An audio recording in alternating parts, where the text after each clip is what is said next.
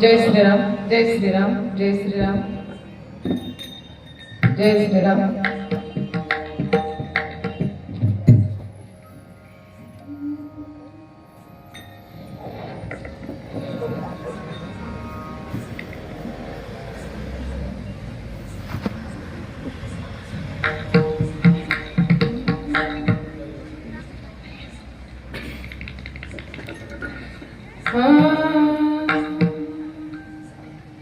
हरे जय जय राम कृष्ण हरे जय राम कृष्ण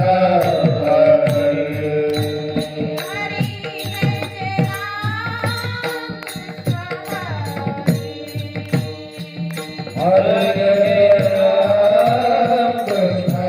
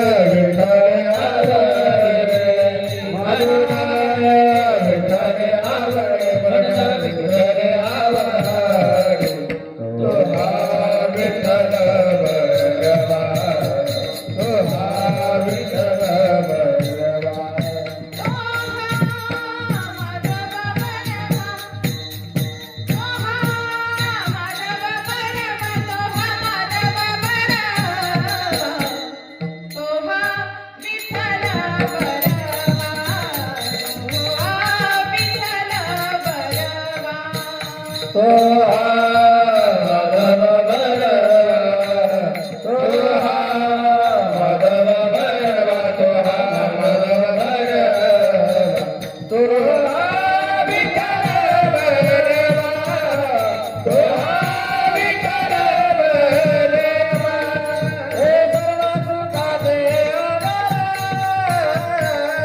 सर्व सुखाचे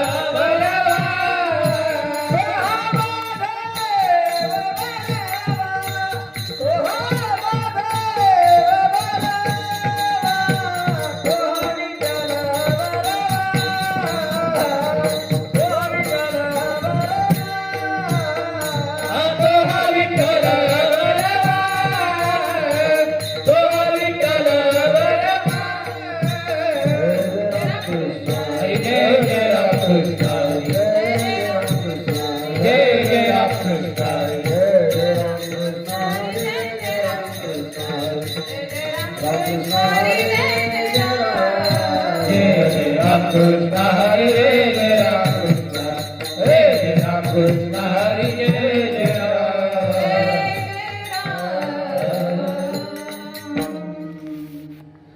संत संगतीचे काय सांगू सुख संत संगतीचे काय सांगू सुख संगतीचे काय सांगू सुख संगतीचे काय सांगू सुख आपणा पारिखे नावी देते आपणा पारखे नाही देते आपणा पारखे नाही देते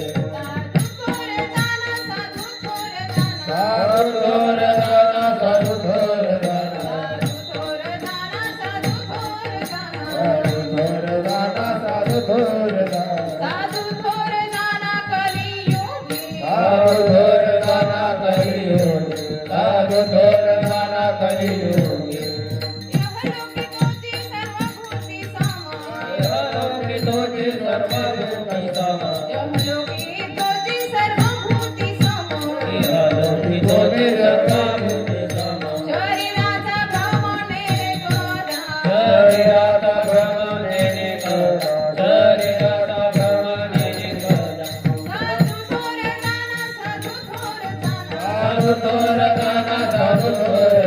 साधू थोर दाना साधू थोर दाना साधू थोर दाना साधू साधू थोर दाना कलियुगी थोर दाना कलियुगी साधू थोर दाना कलियुगी राम म्हणे गाय दूध एक गाय म्हणे गाय दूध एक गाय म्हणे गाय दूध एक राम म्हणे गाय दूध एक साधू निरंतर वर्तते साधू निरंतर वर्तते साधू निरंतर वर्तते साधू थोर दाना साधू थोर दाना साधू थोर दाना साधू थोर दाना साधू थोर दाना कलियुगी साधू थोर दाना कलियुगी साधू थोर दाना कलियुगी गोपाल कुमारी गोपाल कुमारी गोपाल कुमारी काही वाचा सर्व गोपाल कुमारी गोपाल कुमारी गोपाल कुमारी गोपाल कुमारी गोपाल कुमारी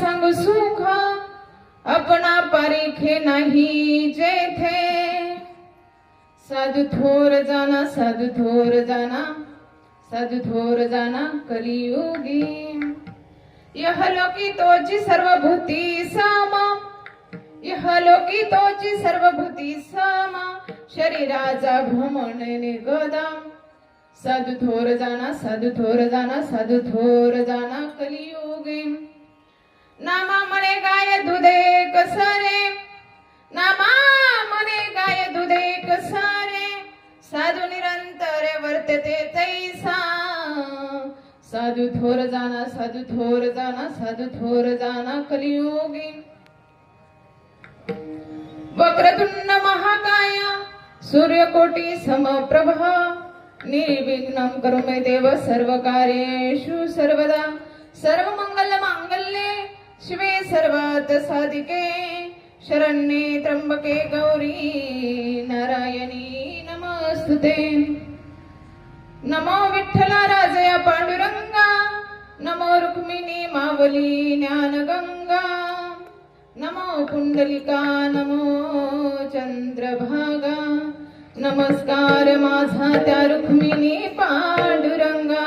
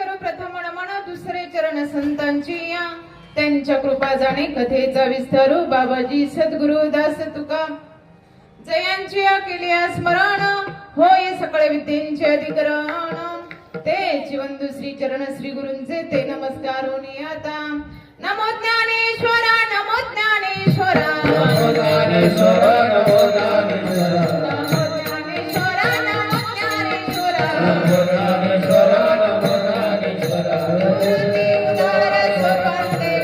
निवृत्ती उद्धारा सोपाने निवृत्ती उद्धारा सोपाने उत्तमाई नमो त्रिभुवन पावने उत्तमाई नमो त्रिभुवन पावने उत्तमाई नमो त्रिभुवन पावने उत्तमाई नमो त्रिभुवन पावने तत्रय जननी देवाचिया तत्रय जननी देवाचिया जिथे ज्ञान विज्ञान संजीव होते जिथे योग विद्येस सामर्थ्य येते जिथे मानवास मिळे मोक्ष गाथा तुझ्या पायरीसी सदा नम्र माथा गुरुर् ब्रह्मा गुरुर्विष्णू गुरुर्देवो महेश्वरा गुरु साक्षात परब्रह्म तस्मै श्री ओम गुरुवे नमः गुरुर्ब्रह्मा गुरुर्विष्णू गुरुर्देवो जनेश्वरा गुरु साक्षात जनार्दन स्वामी तस्मै श्री ओम जनार्दनाय नमः तपोज्ञान वैराग्य भक्ती स्वरूपम सदालंकृत साधु संन्यास योगम मुखे वेश वेदांत शास्त्रार्थ नित्यम नमो नारायण गिरी परब्रह्म स्वरूपम प्रस्तुत प्रवचन रूपी सेवेसाठी पूर्ण सुरुवात करण्या अगोदर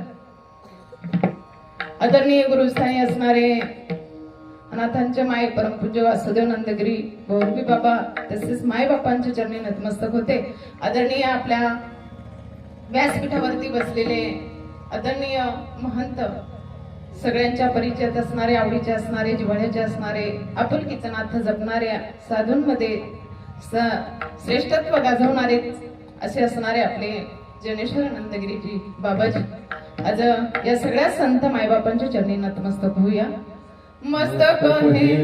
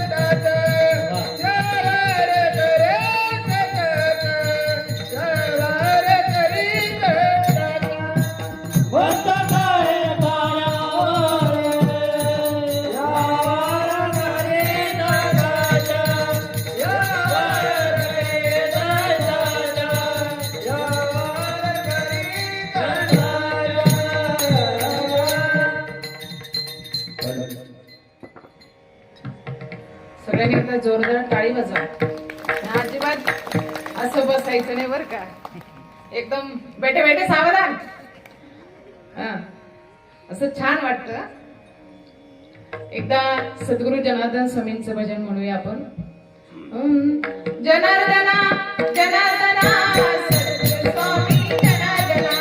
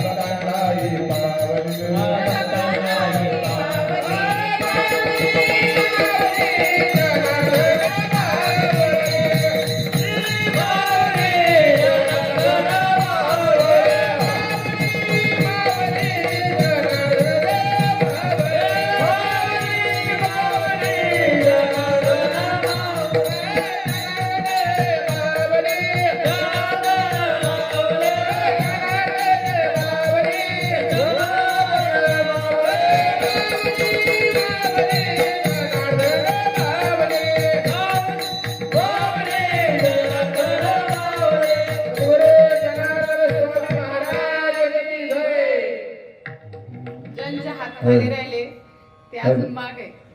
सद्गुरु जनार्दन स्वामी महाराज की जय. बघा संत श्रेष्ठ भगवंताचे असणारे लढीवाळ भक्त संत नामदेव महाराजांचा संतांची महती सांगणारा संत काय आहे किंवा कलियुगामध्ये काय श्रेष्ठ आहे आणि संत या जीवात आत्म्याला या कलियुगामध्ये कसं सांभाळून घेतात हे आपण बघणार आहोत. या संत नामदेव महाराजांनी या अभंगातून खरं तर सांगितलेलं आहे. आज या ठिकाणी प्रदोष निमित्ताने ही म्हणजे आपल्या कित्येक दिवसापासून वर्षापासून चाललेली असणारी ही सेवा आहे. प्रत्येक जण या दर महिन्याला या प्रदोष निमित्ताने काही ना काही पंगत कुठलं ना कुठलं अन्नदान इथे करतं आणि ते अन्नदान प्रत्येकाच्याच नशिबात नाही बरं का. प्रत्येकाच्याच अन्नदान करणं हे नशिबात नाही. ज्याचं भाग्य उदयास येतं त्यालाच हे अन्नदान करता येतं. मग भाग्याचा उदय तोवा जोडी संत पाहिजे. या संतांच्या दरबारामध्ये भाग्य ज्यालाच लागतं त्याचं नशिबी असतं, पूर्वजन्मीचं सुकृत असतं.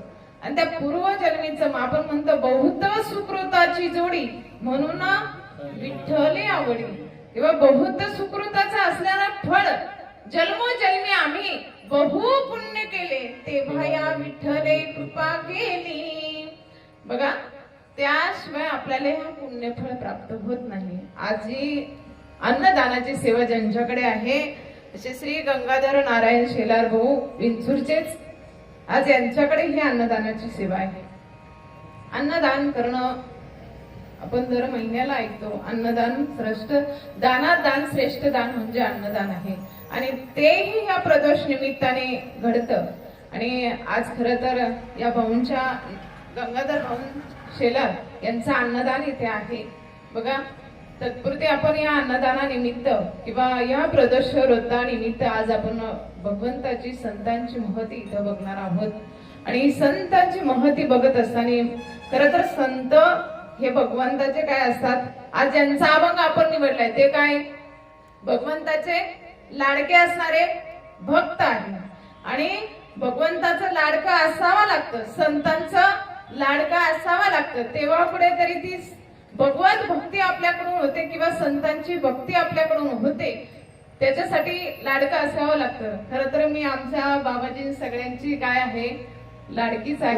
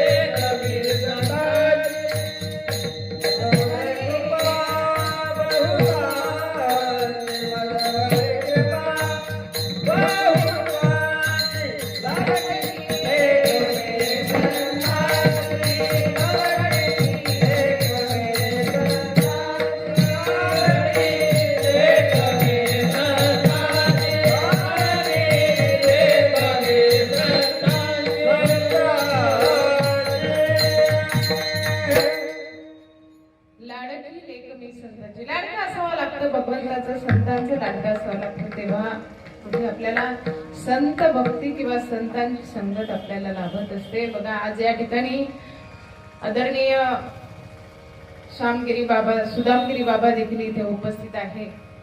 आणि या गायकवाड परिवाराकडून निरंतर ही सेवा घडते आणि ही सेवा सदैव घडत राहू.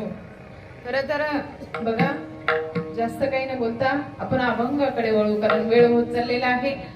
बघा, संत नामदेव महाराजांचा हा अभंग आहे आणि या संत नामदेव महाराजांचा अभंग, या अभंगातून ते संतांची संगतीचं महत्व आपल्याला सांगणार आहे, पटवून देणार आहे. परंतु हे नामदेव महाराज इतके भगवंताचे लढीवाळ भक्त, एकदा दामा सिटी म्हणजे नामदेव महाराजांची वडील आणि दामा सिटी कुठल्या ना कुठल्या कामानिमित्त बाहेर नाही गेले आणि सांगितलं, नामा आज भगवंताला नैवेद्य दाखवण्याचं काम मात्र तुझ्याकडे आहे, तुझ्याकडे आहे.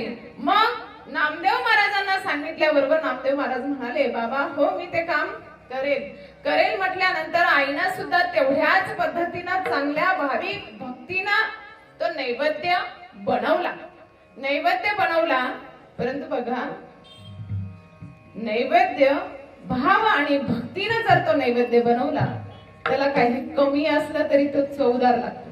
म्हणून आपण म्हणतो बघा, घरी बनवलेलं किती चांगलं असू द्या, किती मसाले टाकू द्या, किती व्यवस्थित बनवू द्या, किती शेंगदाणे टाका, तरी कसं लागतं, चव लागते केवढी. पण इथल्या अन्नाची चव कशी लागते, कारण ते श्रद्धेने बनवलेलं असतं, भावनेने बनवलेलं असतं आणि त्यामध्ये भगवत भक्ती निमित्त ते तिकडून इकडं सारखा एखाद्याच्या डोक्यात पडेल नाही ना. हा इकडं मोकळं आहे ना, काही अडचण नाही. आज कुणी साधू संत येणार नाही, जे येणार आहे ते येऊन बसले. तुम्ही इकडे सारखा बरं. असो, संत नामदेव महाराजांना सांगितल्याबरोबर आईने ही नैवेद्य तेवढा भाविक भक्तीने आणि श्रद्धेने बनवला आणि तो नैवेद्य नामदेव महाराजांकडे दिला. नामा जा हा या नैवेद्य घेऊन भगवंताला खाऊ घालण्यासाठी, नैवेद्य दाखवण्यासाठी जा. आणि नामदेव महाराज मात्र नैवेद्य दाखवण्यासाठी निघालेले आहे, मंदिरात आलेले आहे. मंदिरात आल्याबरोबर नामदेव महाराजांनी भगवंताला विनंती केली, अरे नैवेद्य पुढे ठेवलाय, हा आज वडिलांनी काम माझ्याकडे दिले, तू खाऊन घे.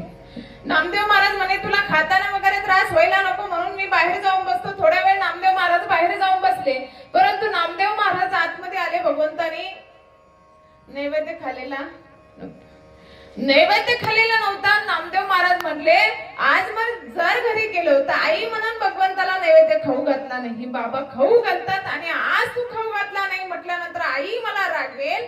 आणि या दाखाने नामदेव महाराज भगवंताला विनंती करू लागले, हे देवा तुला नैवेद्य खावा लागेल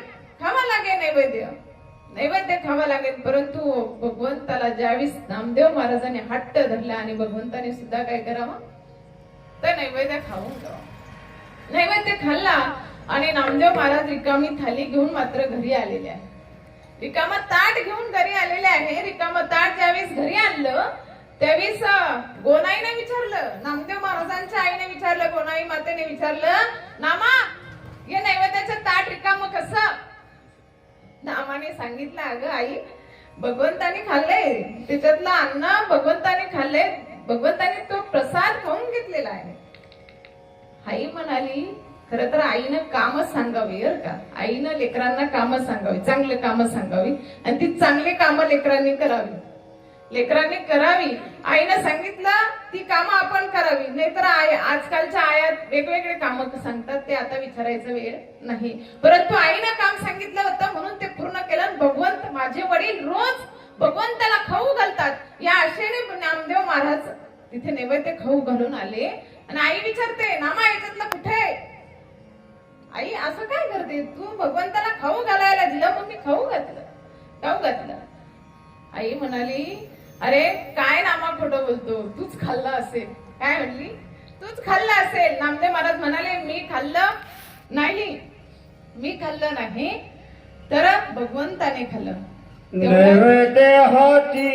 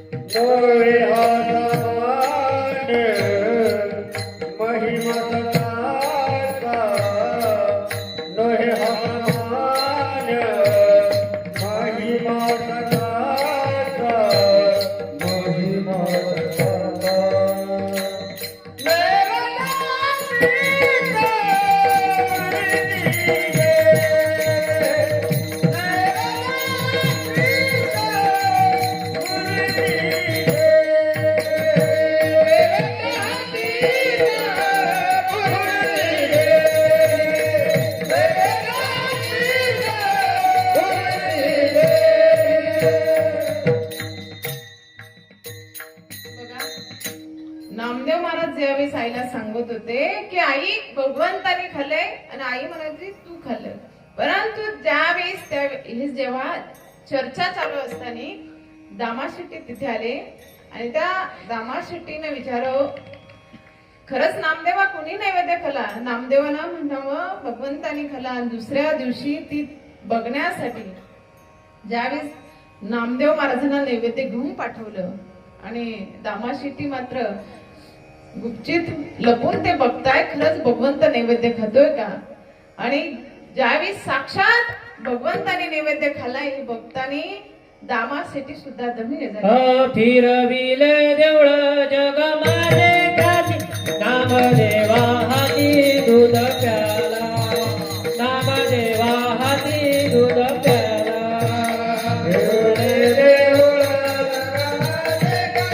नामदेवा हाती दूध प्याला नामदेवा हाती दूध प्याला. नामदेव महाराज भगवंताचे ज्यावेळेस नैवेद्य खातात हे दामाशेट्टीनं बघितल्यानंतर दामाशेट्टी सुद्धा आनंद झाला आणि ते दामाशेट्टी म्हणतात नैवेद्य हाती मूर्ती जेवी कोणाच्या तर माझ्या लेकराच्या नामदेव महाराजांच्या हस्ते आणि ती मूर्ती जेवण करते हे धन्य झाले.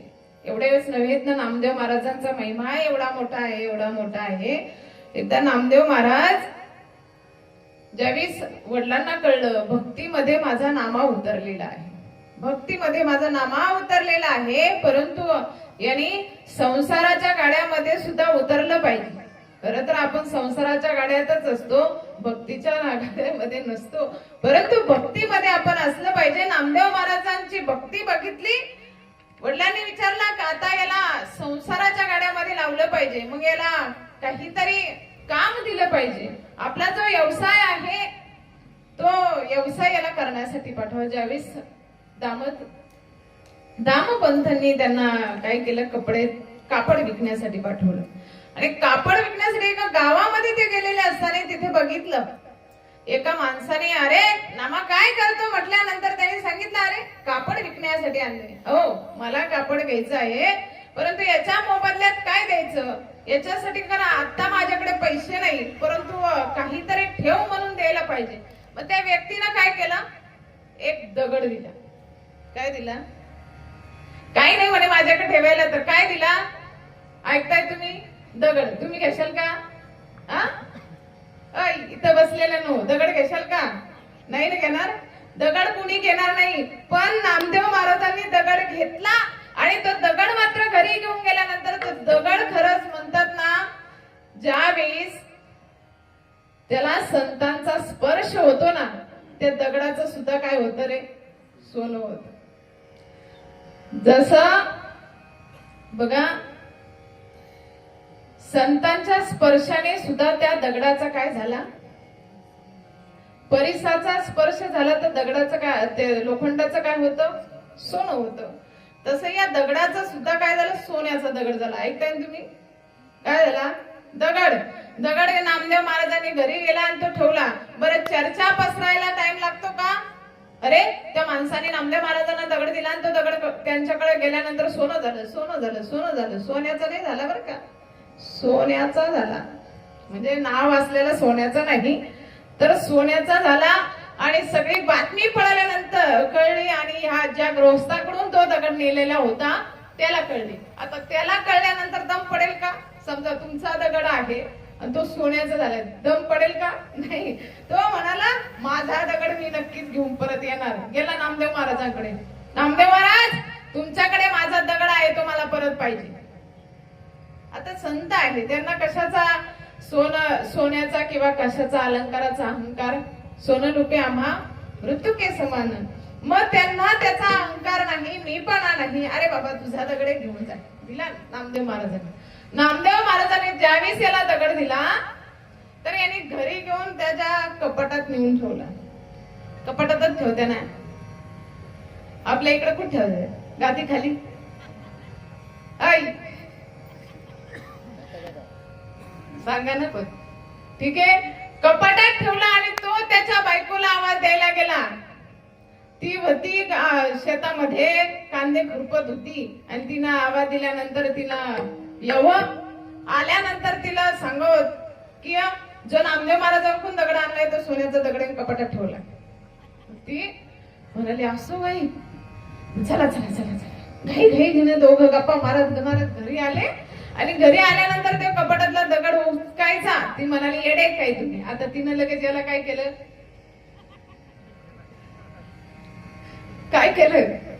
ती म्हणाली येडे काय तुम्ही दार लावा. काय म्हणली दार लावा. तो म्हणाला दार लावतो. त्यांनी दार लावलं. लावल्याबरोबर ती म्हणाली आता तुम्हाला काही कळत का नाही, खिडक्या बंद करा, सोन्याचा दगड काढायचं. सोपं काम आहे का? नाही. सोन्याचा दगड काढायचं म्हटल्यानंतर तिनं दारा खिडक्या बंद केल्या आणि बंद केल्याबरोबर स्वतः कपाटा हळूच उघडलं आणि त्या कपाटातून दगड काढला. बरं, आता तो दगड काढल्यानंतर तो सोन्याचा नव्हता. तो सोन्याचा आपल्या गावातला सोन्या नाही बर का. आपल्या गावातला सोन्या नाही. इथं कोणी सोन्या बसले का? नाही ना. म्हणजे बघा, सांगते, संतांच्या संगतीत दगड सुद्धा काय होतो? सोनं होतं. दगडाचं सुद्धा काय होतं? जसं चंदनाच्या संगतीत कुठलाही वृक्ष गेला, कुठली वनस्पती गेली तर तिचं काय होतं? चंदनासारखा वास यायला सुरुवात होतो. संताने सरिता केलं तैसा परी, संताने सरिता केलं तैसा परी.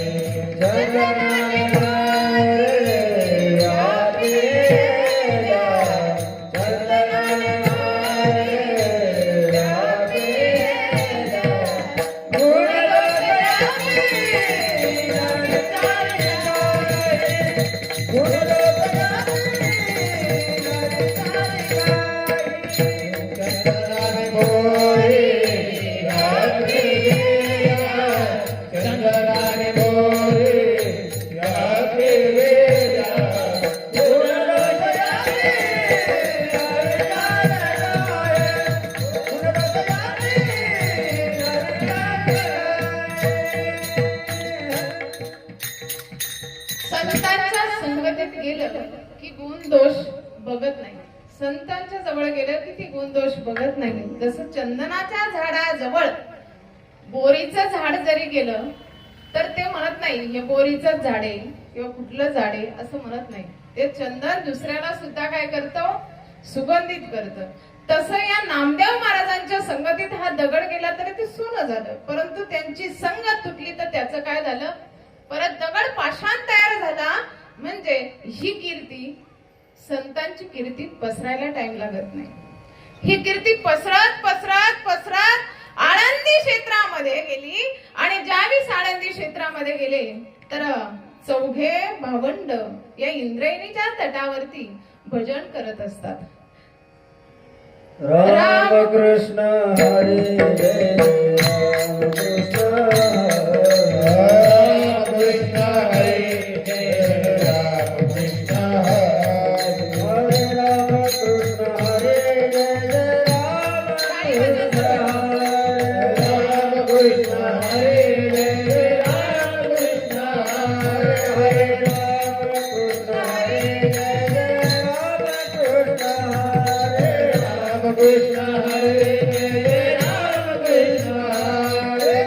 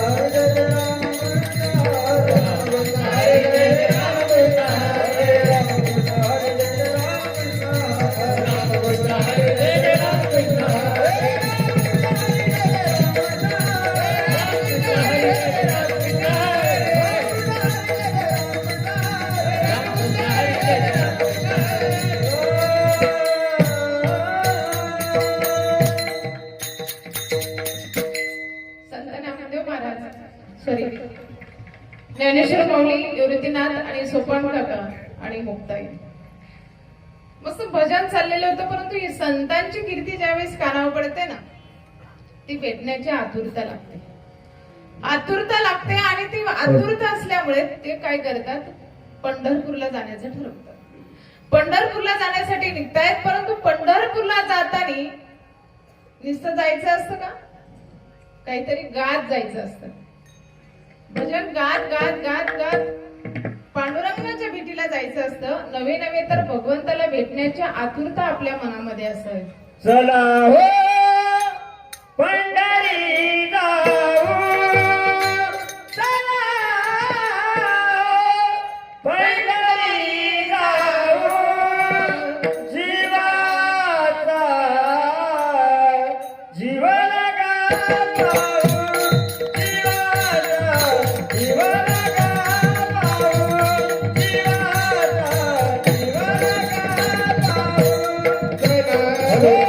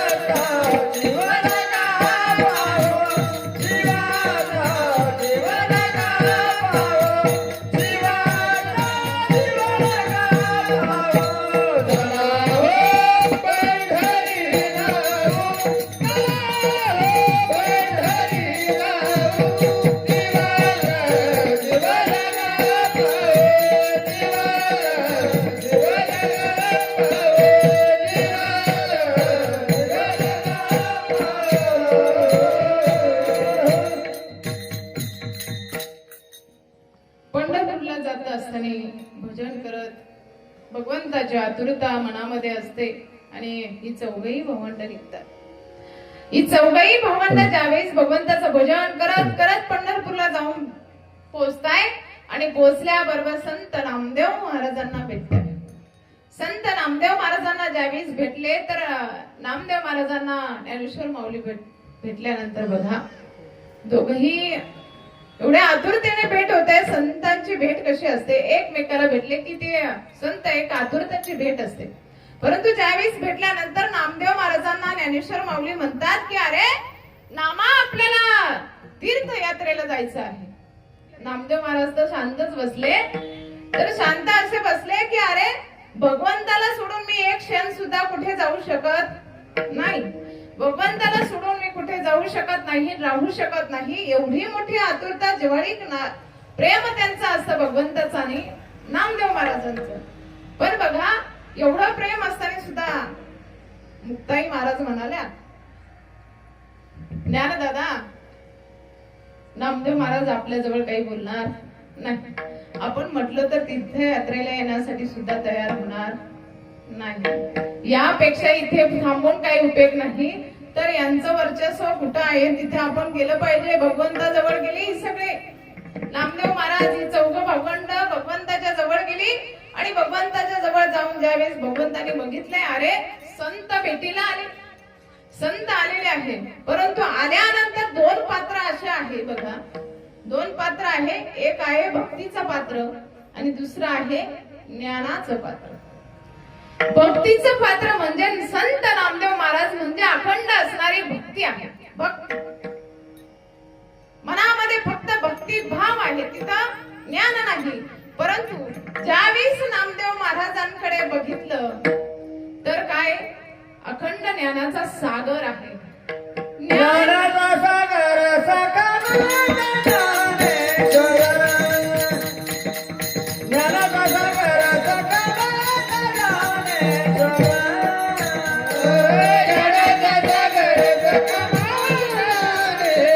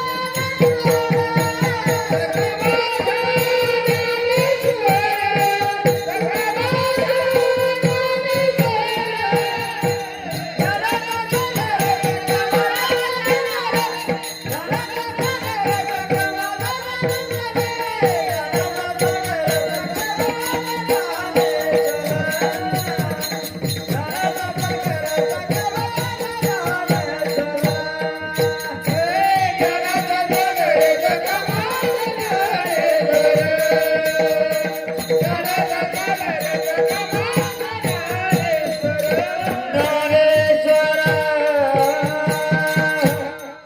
ज्ञानाचा सागर सखा माझा ज्ञानेश्वर. एवढंच नव्हे तर या ज्ञानेश्वर महाराजांची कीर्ती एवढी मोठी आहे तर रेड्याला सुद्धा वेद बोलवणारे ही ज्ञानेश्वर माऊली आहे. रेड्याला वेद बोलवणारे ज्ञानेश्वर माऊली आहे. नव्हे तर हा संत असा आहे सदैव त्याच्या मनामध्ये ज्ञान म्हणजे आपण बघा ज्ञानेश्वर माऊलींनी जे चांगदेव 65 असेल, ज्ञानेश्वरी असेल, अफट ज्ञान तिथे आहे. श्रीमद भगवत गीतेचं ज्ञान ज्ञानेश्वरी मध्ये मांडलेलं आहे. नवे तर सगळ्यात आपल्याला साध्या सोप्या जड जीवांना सगळ्यांना समजावा असा हरिपाठ त्यांनी जो केलाय, त्या हरिपाठाचा प्रत्येक चरण आपल्याला काहीतरी ज्ञान देऊन जाणार आहे. ते प्रत्येक चरण आपल्याला ज्ञान देऊन जाणार आहे. म्हणजे प्रत्येक एवढा मोठा ज्ञानाचा सागर म्हणजे असणारे ज्ञानेश्वर माऊली. ज्यावेळेस भगवंताला भेटताय, अरे भक्ती आणि ज्ञान एकत्र आलेलं आहे. परंतु ज्यावेळेस भगवंताने विचारलं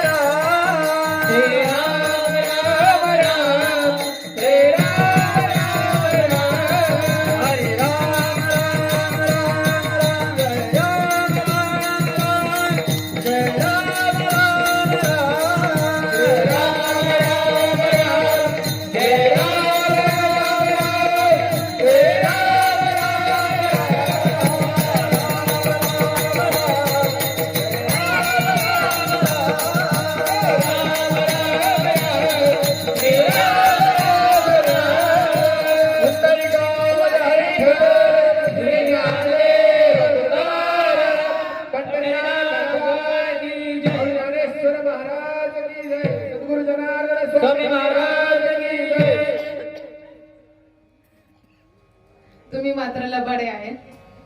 वा. जेव्हा लाईट नव्हती ना कुणीच टाळ्या वाजत नव्हतं. लाईट आली लगेच टाळ्या वाजवायला सुरुवात झाली. माझं लक्ष होतं बरं का. असो काय सांगत होती प्रवचन आहे ना. कुठपर्यंत आलं होतं महिला मंडळ. हा. माऊलींचा हरिपाठ एवढा मोठा ज्ञान देणारा भांडार म्हणजे हरिपाठ आहे. प्रत्येक चरणामध्ये ज्ञान भरलेले आहे. नामस्कीर्तन साधन पाहिजे सोपे जडतील पापे जन्मतऱ्यांचे तृणाग्निमुळे समरस झाले तैसे नामे केले जण हरिविन जन्म नरकच पाहिजे ना. सगळं म्हणजे हरिपाठात प्रत्येक चरण आपल्याला काहीतरी ज्ञान देणार आहे. म्हणून बघा ज्ञान आणि भक्ती एकत्र आली आणि ती ज्ञान एकत्र आल्यानंतर ज्ञानाने भगवंताला विचारावं आम्हाला तीर्थयात्रेला जायचंय मावळ. नामदेव महाराजांनी नेमका ज्यावेळी संतांनी शब्द टाकला देवाला सुद्धा नाही म्हणता आलं नाही. देवाने सुद्धा नामदेव महाराजांची समजूत काढली आणि ज्यावेळी तीर्थयात्रेला पाठवलं आणि तीर्थयात्रा करून आल्यानंतर बघा आता आपण थोडं उरक्त घेऊया.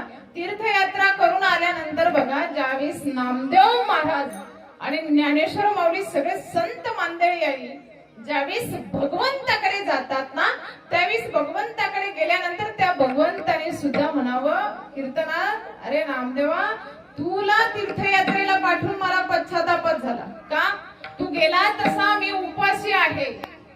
मला एवढं लढीवाळपणे खाऊ घालणारा अजून कुणी आला नाही.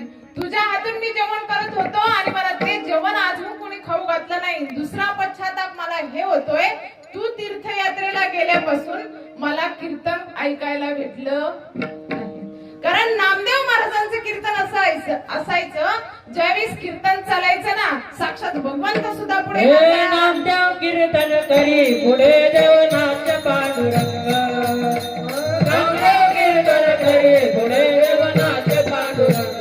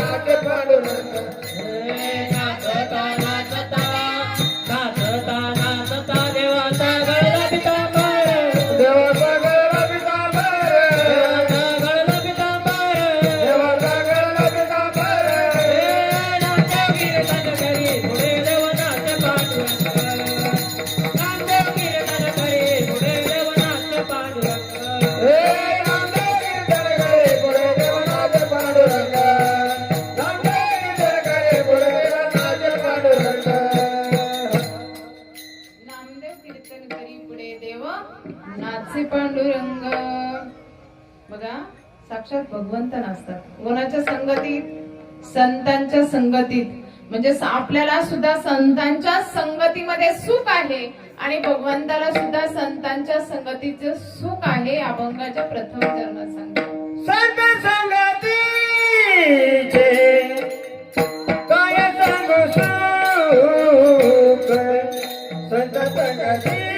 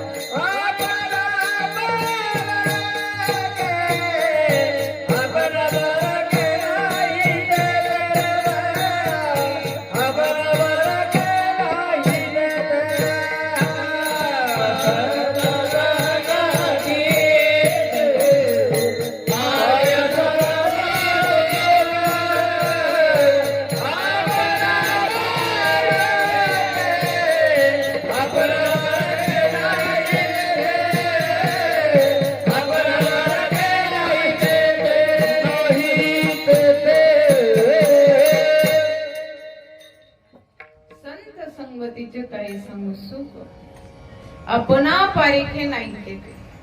संतांच्या संगतीमध्ये जे सुख आहे ना ते कुठेच नाही, ते कुठेच नाही. बघा, या संतांच्या सुखासाठी तर आपण आहे.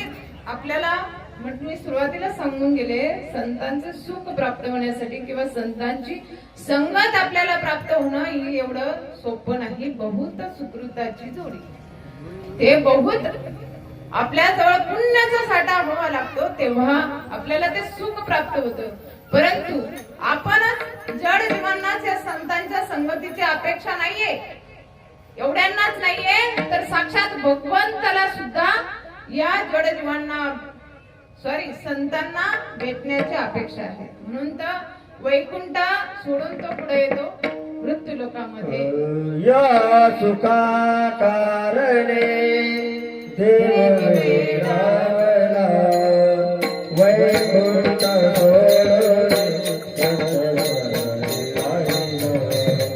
वैकुंठ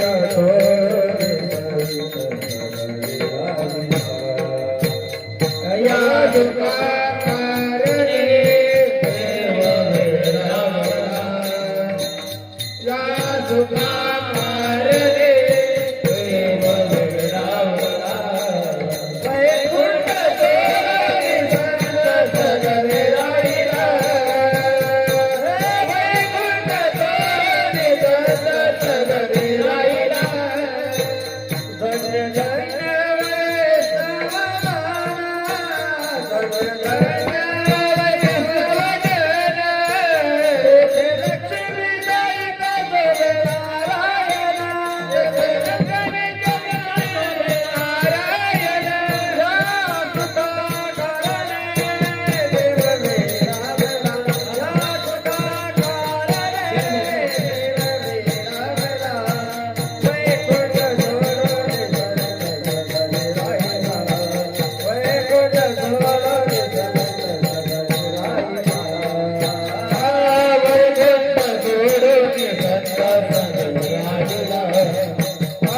वैकुंठ सोडून संत सगळे राहिला.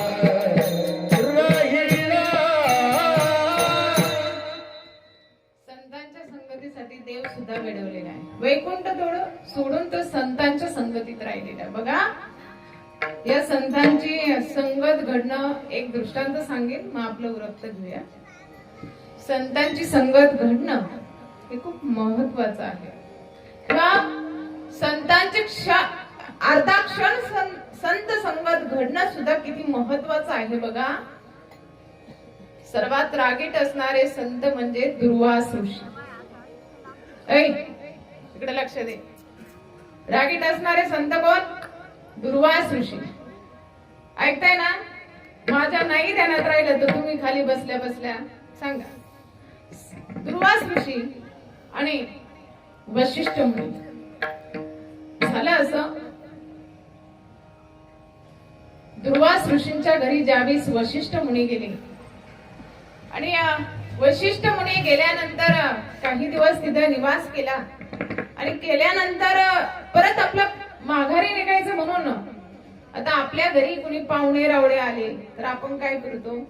पाहुणचार करतो का नाही? आपल्या इंचूरला पद्धत आहे ना पाहुणचार करण्याची, आई.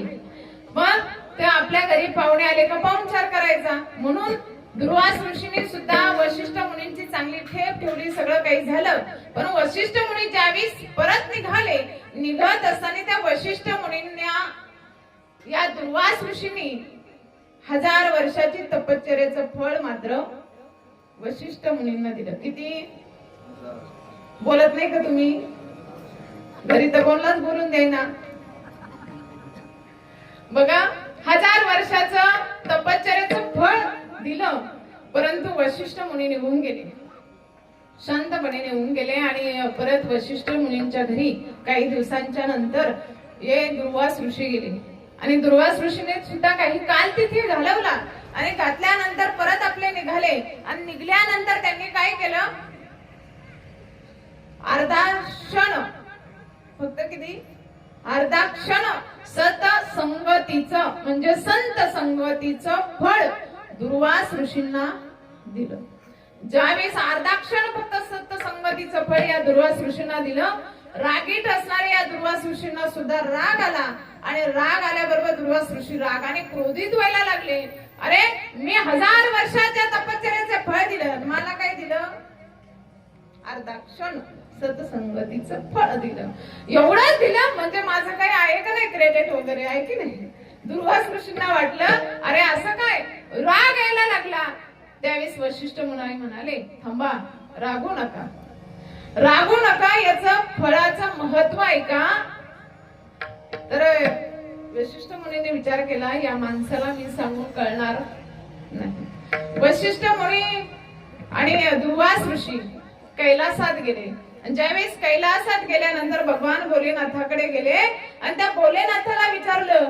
भोलेनाथाने बघितलं हे दोन्ही काय आहे, संत आहे, ऋषी आहे आणि यांना जर आपण कोणाच्या विरोधात उत्तर जर दिलं तर आपल्यावरच त्यांचा क्रोध निघन, त्याच्यापेक्षा उत्तर देणं नको. आपण तसं करतो का नाही कधी कधी? आपण आम्हाला काय हे जमणार नाही, आम्ही बरं, तुमचं चालू आहे बरं. या दोघेही परत निघाले वैकुंठामध्ये.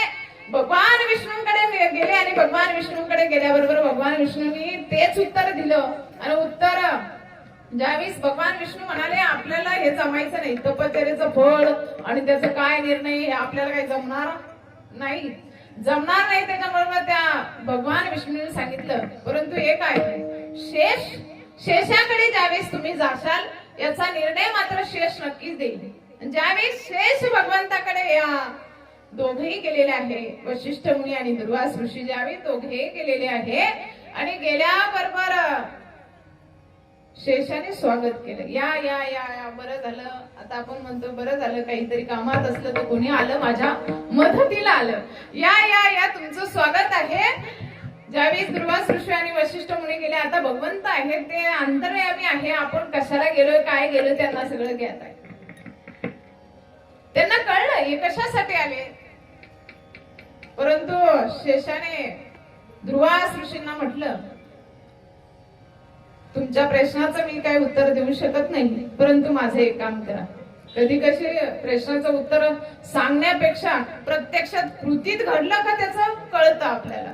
आणि मग ज्यावेळी शेषाने सांगितलं दुर्वास मुनी ऐका ना, ही पृथ्वीचा भार माझ्या डोक्यावरती खूप जड झालेला आहे, खूप जड झालेला. आता मला तो भार काय पेलवत नाही, मानाला कळ लागलीये, थोडी मानाची कळ मोडतो तोपर्यंत एवढी पृथ्वी उचलून धरा का.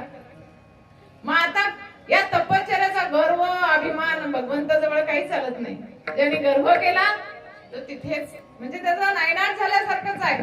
त्यावेळेस या दुर्वास ऋषींनी 1000 वर्षाच्या तपश्चर्याचं फळ लावलं तिथं. माझ्या काही 1000 वर्षाच्या तपश्चर्याचं फळ इथे लावतो, पृथ्वी माता वरती उचलते. पण ती पृथ्वी माता कणभर सुद्धा हल्ली नाही, कणभर सुद्धा हल्ली नाही. परंतु बघा त्या दुर्वास ऋषींना उचलली गेली नाही. मग वशिष्ठ मुनींचा नंबर आला. वशिष्ठ मुनींनी गेल्याबरोबर पृथ्वी मातेला धरलं हातामध्ये आणि हातात धरल्याबरोबर म्हणाले की माझ्या अर्धा क्षण सतसंगतीचं फळ मी इथे लावतो, पृथ्वी माता उचल. तेव्हा 3 फूट पृथ्वी उचलली गेली आणि हे फळ कशाचं आहे?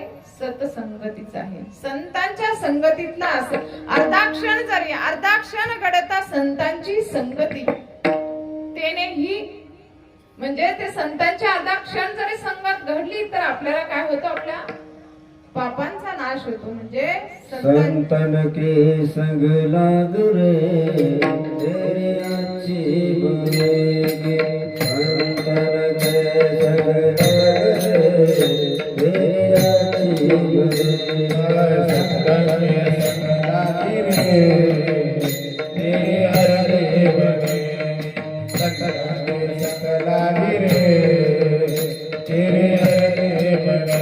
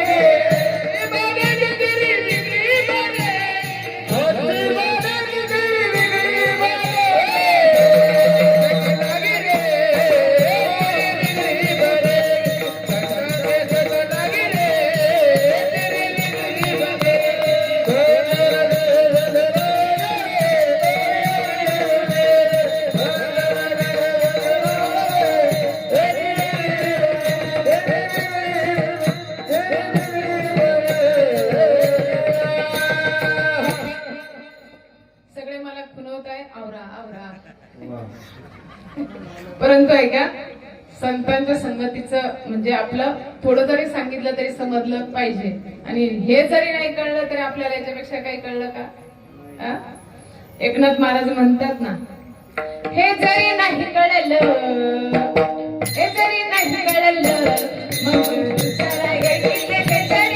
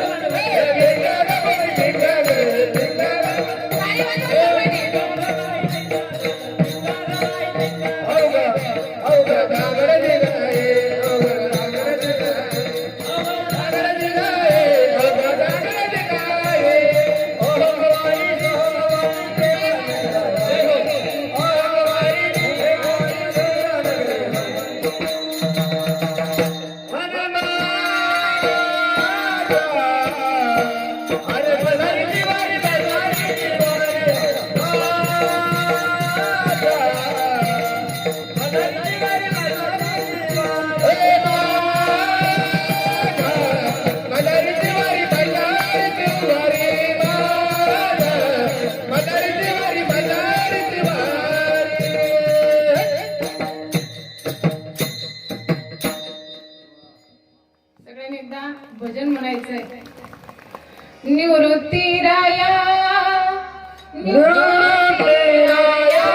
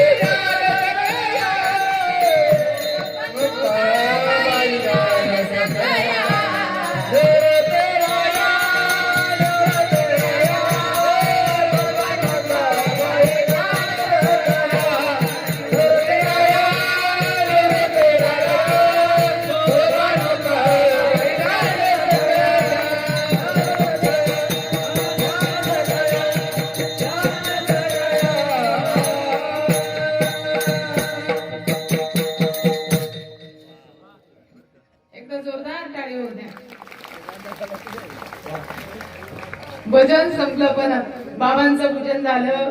पूजन करून घ्या. ठीक आहे. आज या ठिकाणी प्रदोष व्रतानिमित्त आज ज्यांची पंगत आहे ते म्हणजे श्री गंगाधर नारायण शेलार विंचुरकर. आज यांची जी पंगत आहे त्या निमित्ताने ही भोजन व्यवस्था इथे केलेली आहे. महाप्रसादाचा लाभ सगळ्यांनी घ्यायचा आहे. आदरणीय गुरुस्थानी असणारे महंत जनेश्वर नंदगिरीजी बाबाजी येथे उपस्थित आहे. बाबाजी देखील 2 शब्द बोलणार आहे का?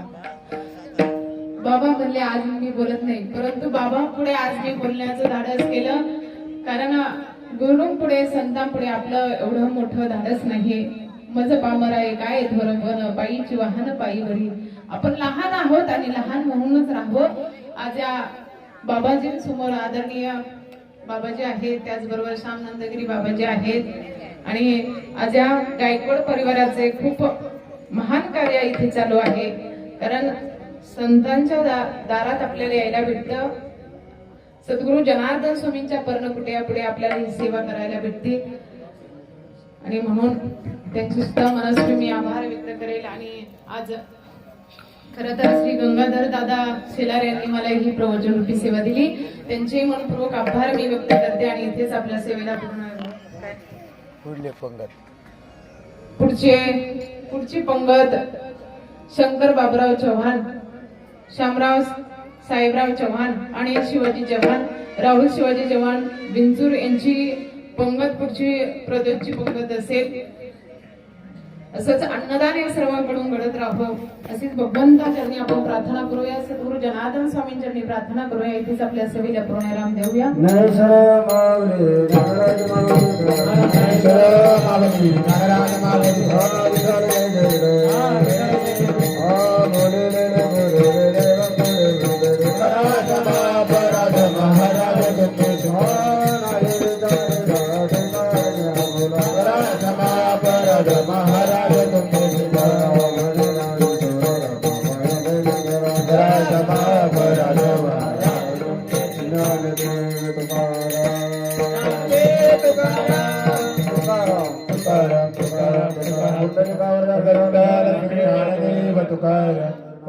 भगवान की जय, ज्ञानेश्वर महाराज की जय, सद्गुरु जनार्दन स्वामी महाराज की जय.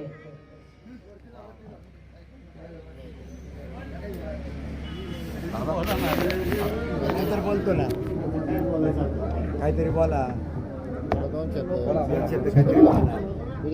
लोकांचा किती अंत पाहत आता 9ला 5 कमी अजून. असं आहे का? हॅलो मागच्या वेळेस बाबा तुम्ही एक मिनिट आता सगळ्यांनी ऐका, 2 मिनिटात आपण आठवतो.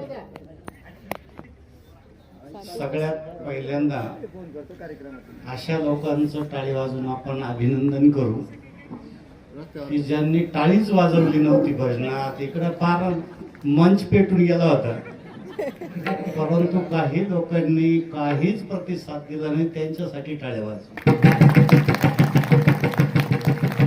अहो, हा जो सत्संग चालतो दर प्रत्येक प्रदोष व्रताला, तुमच्यात काहीतरी चैतन्य यावा, तुमच्यात काही भक्ती घडावा, तुमच्याकडून काहीतरी पुण्यकर्म घडावा, त्याच्यासाठी हे सगळे गाभू राहिले. परंतु चला, काय हरकत नाही. आता मी जर माझं प्रवचन सुरू केलं तर तुम्हाला आकारलाच जीव घालले. काय करायचं बोला. चालेल. आज थंडी कमी ना? आज थंडी कमी. थंडी कमी आहे, परंतु भजन जर केलं तर ती थंडी पळून गेली असते. बरोबर. किती सुंदर सुंदर गायन झालं, कथा झाली, प्रवचन झालं. संतांचा संग कसा असावा आणि संतांच्या संगतीत राहून काय होऊ शकतं, कितीतरी उदाहरण या ठिकाणी दिले. माईंचं एकदा टाळी वाजून अभिनंदन करा. सुंदर. कारण मी बी बसून आहे ना प्रवचन ऐकलेलंच नव्हतं. आज ना आज आपण नाही बोलायचं, माईलाच बोलून देऊ म्हटलं. कारण जे काही पाहणं सर फक्त ते व्हॉट्सअपला टाकतात, पण आज प्रत्यक्ष ज्या वेळेस तयारी बघितल्यानंतर आनंद होतो. कारण ज्याचा त्याचा आनंद जातो त्यालाच माहिती राहतो. काय आमच्या माई इतक्या तयार झाले हे आमच्यासाठी अभिमानाची बाब आहे. कारण जगद्गुरु जनार्दन स्वामी बाबाजींच्या आशीर्वादाने बहुरूपी बाबा